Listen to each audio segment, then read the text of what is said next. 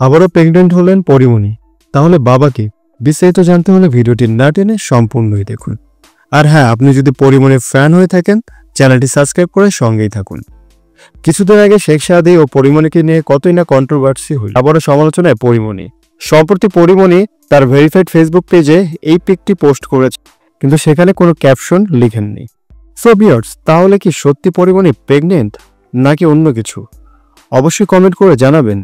আর এরকম মিডিয়া জগতে নিত্য নতুন আপডেট পেতে আমাদের চ্যানেলটি সাবস্ক্রাইব করে সঙ্গেই থাকবেন। ধন্যবাদ।